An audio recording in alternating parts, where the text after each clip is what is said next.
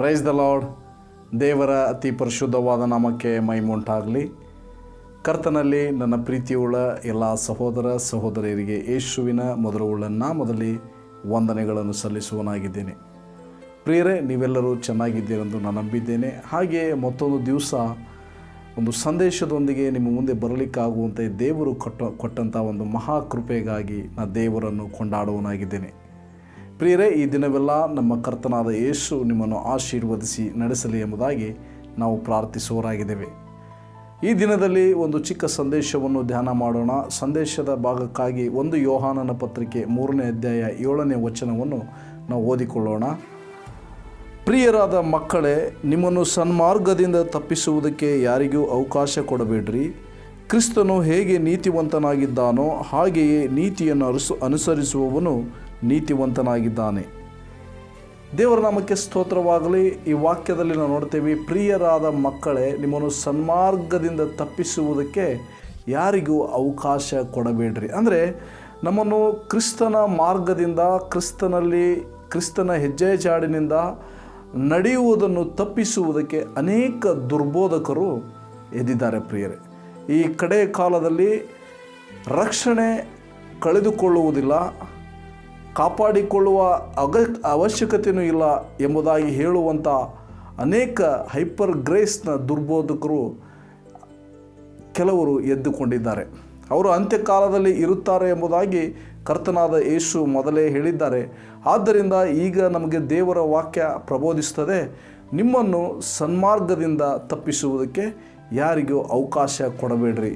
ಕ್ರಿಸ್ತನು ಹೇಗೆ ನೀತಿವಂತನಾಗಿದ್ದಾನೋ ಹಾಗೆ ನೀತಿಯನ್ನು ಅನುಸರಿಸುವನು ನೀತಿವಂತನಾಗಿದ್ದಾನೆ ಎಂಬುದಾಗಿ ವಾಕ್ಯದಲ್ಲಿ ನೋಡ್ತೀವಿ. ಅದೇ ರೀತಿಯಾಗಿ ಪೇತ್ರನ ಪತ್ರಿಕೆಯಲ್ಲಿ 2ನೇ ಅಧ್ಯಾಯ ಅದರ 21ನೇ ವಚನದಲ್ಲಿ ನೋಡುವಾಗ, ನಾವು ಕ್ರಿಸ್ತನ ಹೆಜ್ಜೆ ಜಾಡಿನಲ್ಲಿ ನಡೆಯುವುದಕ್ಕೆ ಕರೆಯಲ್ಪಟ್ಟಿದ್ದೇವೆ ಎಂಬುದಾಗಿ.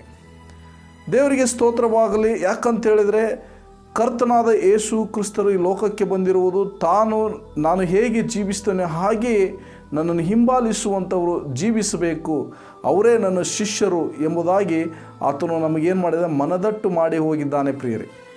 ಮತ್ತು ಅಷ್ಟು ಮಾತ್ರವಲ್ಲ, ತಿರುಗಿ ಬರಲಿಕ್ಕಿರುವಂಥ ನ್ಯಾಯಾಧಿಪತಿಯಾದಂಥ ದೇವರಾಗಿದ್ದಾರೆ. ಆದ್ದರಿಂದ ಇಲ್ಲಿ ನಾವು ಅರ್ಥ ಮಾಡಿಕೊಳ್ಳಬೇಕಾದಂಥ ಸಂಗತಿ, ನಮ್ಮನ್ನು ಸನ್ಮಾರ್ಗದಿಂದ ತಪ್ಪಿಸುವಂಥ ಬೋಧನೆಗಳಿಗೆ ನಾವು ಅವಕಾಶ ಕೊಡಬಾರ್ದು. ಬದಲಾಗಿ ವಾಕ್ಯಗಳನ್ನು ಪರಿಶೋಧಿಸುವವರಾಗಿರಬೇಕು. Praise God. ನಾವು ಅದನ್ನು ವಿವೇಚಿಸಿ ತಿಳಿದುಕೊಳ್ಳುವವರಾಗಿರಬೇಕು. ಹೇಗೆ ಬೆರುವ ಸಭೆದವರು ವಾಕ್ಯಗಳನ್ನು ಪರಿಶೋಧಿಸ್ತಿದ್ರೋ, ಪ್ರೈಸ್ ಗಾಡ್, ಆ ವಾಕ್ಯಗಳ ಹಿಂದೆ ಮುಂದೆ ಅದರ ಸಂದರ್ಭವನ್ನು ನಾವು ನೋಡಿ ನಾವೇನು ಮಾಡಬೇಕು, ದೇವರ ವಾಕ್ಯವನ್ನು ಧ್ಯಾನ ಮಾಡುವವರಾಗಿರಬೇಕು. ಪ್ರಿಯರೇ, ಈ ವಾಕ್ಯ ಹೇಳಲ್ಪಟ್ಟಿರುವುದು ಈಗ ಸಭೆಯ ಮಕ್ಕಳಿಗಾಗಿ. 1 ಯೋಹಾನನ ಪತ್ರಿಕೆ 1ನೇ ಅಧ್ಯಾಯ 2ನೇ ಅಧ್ಯಾಯ 3ನೇ ಅಧ್ಯಾಯ ಇವೆಲ್ಲವೂ ಸಭೆಯೇ ಬರೆಯುತ್ತಿರುವಂಥ ಒಂದು ಬೋಧನೆ, ದೇವರ ವಾಕ್ಯಗಳಾಗಿದೆ. ಆದ್ದರಿಂದ ಇಲ್ಲಿ ನಾವು ಗಮನಿಸಬೇಕು, ಅವಕಾಶ ಕೊಡಬೇಡ್ರಿ. ಯಾಕಂತೇಳಿದರೆ ನಾವು ನೋಡ್ತೇವೆ, ಎಫೆಸದವರಿಗೆ ಬರೆದ ಪತ್ರಿಕೆ ಅದರ 5ನೇ ಅಧ್ಯಾಯ 6ನೇ ವಚನದಲ್ಲಿ ನಾವು ನೋಡ್ತೇವೆ. ಏನೆಂಬುದಾಗಿ ನಾವು ನೋಡೋದಾದರೆ, ಹುರುಳಿಲ್ಲದ ಮಾತುಗಳನ್ನಾಡುವವರಿಗೆ ಕಿವಿಗೊಟ್ಟು ಮೋಸ ಹೋಗಬೇಡ್ರಿ.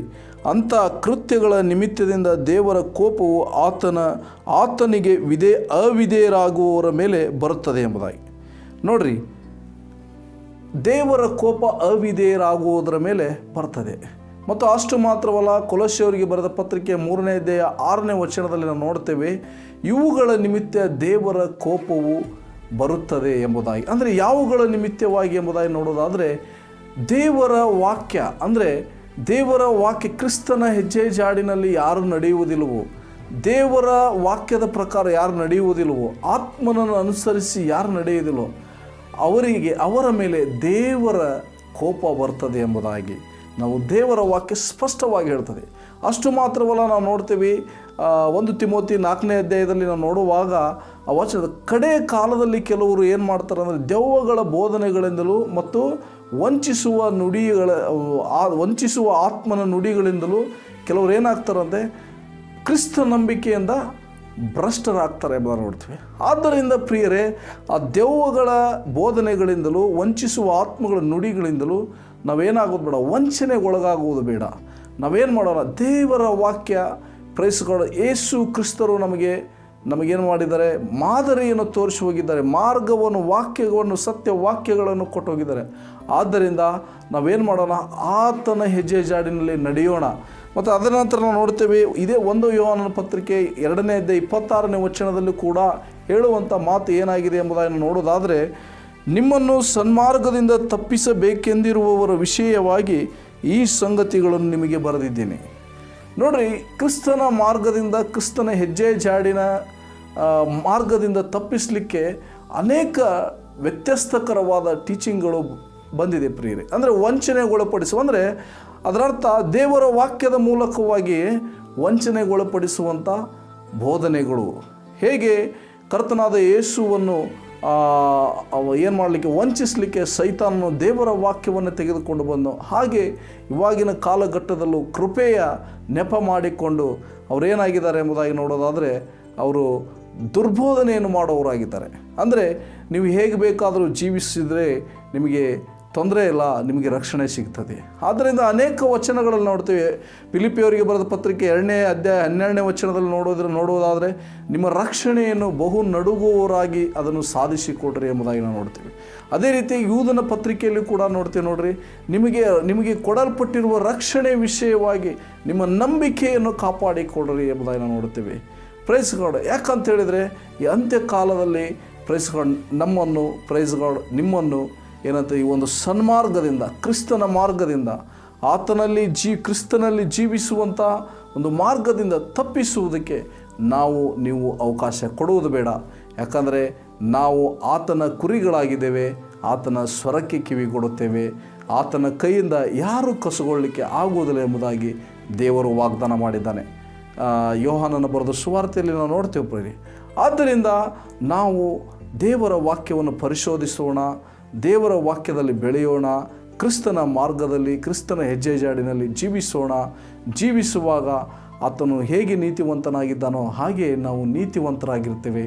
ದೇವರು ನಮ್ಮನ್ನು ಆಶೀರ್ವಾದ ಮಾಡೋನಾಗಿರ್ತಾನೆ. ಈ ವಾಕ್ಯಗಳ ಮುಖಾಂತರ ದೇವರು ನಿಮ್ಮನ್ನು ಧಾರಾಳವಾಗಿ ಆಶೀರ್ವಾದ ಮಾಡಲಿ. ನಾವು ಪ್ರಾರ್ಥನೆ ಮಾಡಿಕೊಳ್ಳೋಣ. ಪ್ರೀತಿಯುಳ್ಳ ಪರಲೋಕದ ನಮ್ಮ ತಂದೆಯಾದ ದೇವರೇ, ಪರಿಶುದ್ಧ ನಾಮಕ್ಕೆ ಸ್ತೋತ್ರವಾಗಲಿ. ಈ ವೇಳೆಯಲ್ಲಿ ದೇವರೇ ಕರ್ತನೆ, ಈ ವಾಕ್ಯದ ಮುಂದೆ ನಮ್ಮನ್ನು ತಗ್ಗಿಸಿಕೊಳ್ತೇವೆ. ಯೇಸುವೆ, ನೀವು ಹೇಗೆ ನೀತಿವಂತರಾಗಿದ್ದೀರೋ ನಿನ್ನಲ್ಲಿದ್ದುಕೊಂಡು ಸ್ವಾಮಿ, ನಿನ್ನ ವಾಕ್ಯದ ಬಲದಿಂದ, ಪರಿಶುದ್ಧಾತ್ಮನ ಸಹಾಯದಿಂದ ಕರ್ತನೆ, ನಿನ್ನ ನೀತಿವಂತರಾಗಿ ಜೀವಿಸುವುದಕ್ಕೆ ಸಹಾಯ ಮಾಡಿರಿ.